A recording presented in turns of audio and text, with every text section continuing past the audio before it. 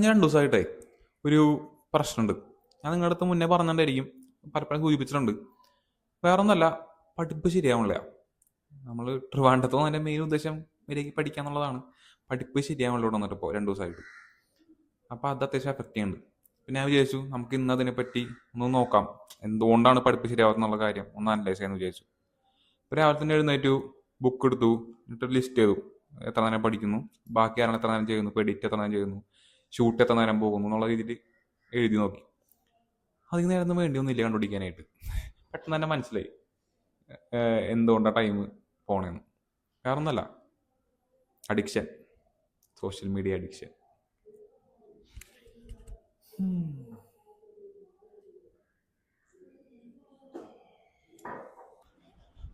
ഈ social media addiction എന്നെ സംബന്ധിച്ച് പുതിയൊരു കാര്യമൊന്നുമല്ല. എനിക്ക് മുന്നും ഇതുണ്ടായിട്ടുണ്ട്.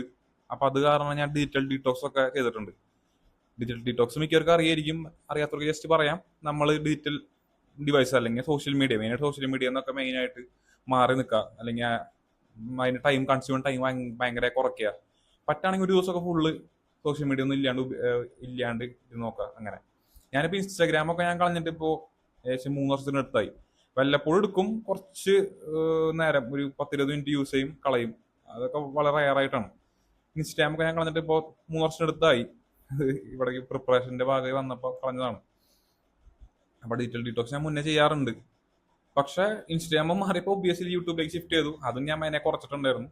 അങ്ങനെ വലിയ കുഴപ്പമുണ്ടായിരുന്നില്ല. പക്ഷെ ഇപ്പോൾ എനിക്ക് യൂട്യൂബും സംഭവം എടുക്കാൻ ഒരു റീസൺ കൊണ്ടും കിട്ടി. വേറൊന്നല്ല, റെഫറൻസ് ചെയ്യാൻ. ഇപ്പോൾ പുതിയ യൂട്യൂബിൽ വീഡിയോസിനെ പറ്റി പഠിക്കാനായിട്ട്, എഡിറ്റിങ്ങിനെ പറ്റി പഠിക്കാനായിട്ട്, സിനിമാറ്റോഗ്രാഫി സംഭവങ്ങളെ പറ്റി പഠിക്കാനൊക്കെ ആയിട്ട് റെഫറൻസ് പോലെ ഉപയോഗിച്ച് തുടങ്ങി. മൈൻഡിൻ്റെ ഓരോ ഗെയിമാണ്. അത് നമ്മൾക്കൊരു സംഭവം അഡിക്ഷൻ ആണല്ലോ. അപ്പോൾ നമുക്ക് നമ്മുടെ മുന്നേ ഉണ്ടായ ഒരു സ്വഭാവത്തിനെ വീണ്ടും ചെയ്യാനായിട്ട് മൈൻഡിൽ ചെയ്യുന്ന ഗെയിംസുകളാണ്. ഞാൻ പൊതുവെ ഫോൺ യൂസേജ് ഒക്കെ മാക്സിമം കുറയ്ക്കാൻ ശ്രമിക്കാറുണ്ട്.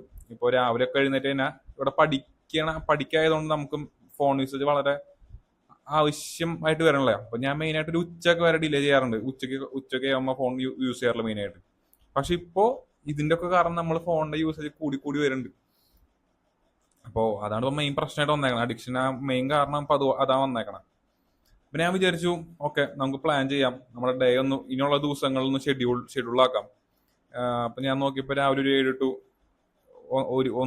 1 മണി ആ റേഞ്ച് വരെ നമുക്ക് പഠിക്കാം. അതിനുശേഷം കുറച്ച് ടൈം ഇതിനു വേണ്ടി മാറ്റി വയ്ക്കാം. അങ്ങനെ ഒരു കൃത്യ ഒരു പ്ലാൻ ഉണ്ടാക്കി ഷെഡ്യൂൾ ചെയ്ത് വെച്ചിട്ടുണ്ട്. അപ്പം ഞാൻ നോക്കിയപ്പോൾ വേറെ ഫ്രീ ടൈം ഒന്നും അതിലില്ല. അപ്പം തന്നെ എനിക്കൊരു കാര്യം മനസ്സിലായി, നടക്കാൻ പോകണില്ല. ഞാൻ നടക്കാൻ പോകണില്ല എന്ന് പറഞ്ഞത് വേറെ ഒന്നും അല്ല കേട്ടോ. കാരണം നമ്മൾ അത്രയ്ക്ക് ടൈറ്റ് ഒരു പ്ലാൻ സെറ്റ് ആണെങ്കിൽ അത് വർക്കൗട്ട് ആവുന്ന ചാൻസ് കുറവാണ്. കാരണം നമ്മൾ ഇത്ര ദിവസം ഭയങ്കര ലൂസ്ഡായി പോയിട്ട് പെട്ടെന്ന് ഒരു ദിവസം ഭയങ്കര ഹൈലി ടൈറ്റായ ഒരു പ്ലാൻ ഉണ്ടാക്കുകയാണെങ്കിൽ നടക്കാൻ ചാൻസ് കുറവാണ്. അപ്പോൾ ചോദിക്കും, പിന്നെ എന്തിനാ നീ ഇത്ര ടൈറ്റായ പ്ലാൻ ഉണ്ടാക്കിയെന്ന്. നല്ലൊരു ക്വസ്റ്റ്യൻ ആണത്. വേറെ ഒന്നുകൊണ്ടല്ല, ഒരു സ്ട്രക്ചർ വേണമല്ലോ. നമുക്ക് പതുക്കെ ബിൽഡ് ചെയ്യാം. ഇപ്പോൾ ഫസ്റ്റ് ദിവസം തന്നെ നമുക്ക് ആ ഫുള്ളി 100% ചെയ്യാൻ പറ്റിയില്ലെങ്കിലും പറ്റുന്ന പോലെ ചെയ്യാം. അത് സ്റ്റാർട്ടിങ് പോയിന്റ്. പിന്നെ നമുക്ക് അതിൽ നിന്ന് പതുക്കെ ബിൽഡ് ചെയ്യാന്നുള്ള പ്ലാനാണ് ഞാൻ ഉണ്ടാക്കിയത്. കണ്ടാ, റീസൺ ഉണ്ട് അതിന്. അപ്പോൾ എക്സ്പെക്ടേഷൻസ് ഒന്നും ഉണ്ടായിരുന്നില്ല. ഞാൻ ഒരു പ്ലാൻ ഉണ്ടാക്കി പഠിക്കാന്ന് വിചാരിച്ചു. പഠിച്ചു.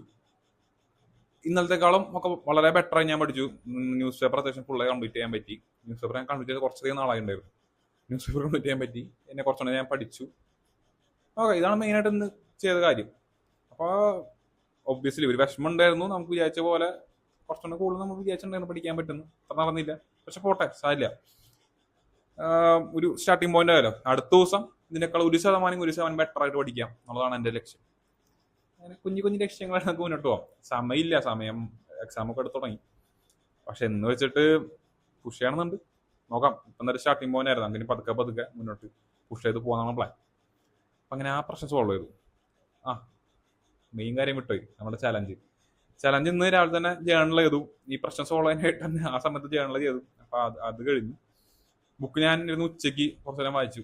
ബുക്ക് വായന ഞാൻ ഇനി ഉച്ചയ്ക്ക് ആക്കാന്ന് വെച്ചു. കാരണം ഉച്ചയ്ക്ക് ഞാൻ ഒട്ടും പ്രൊഡക്റ്റീവ് അല്ല. ഉച്ചയ്ക്ക് ചൂട് കാരണം മേലേക്ക് പഠിക്കാൻ പറ്റണല്ലോ ഒന്നാമത് തന്നെ.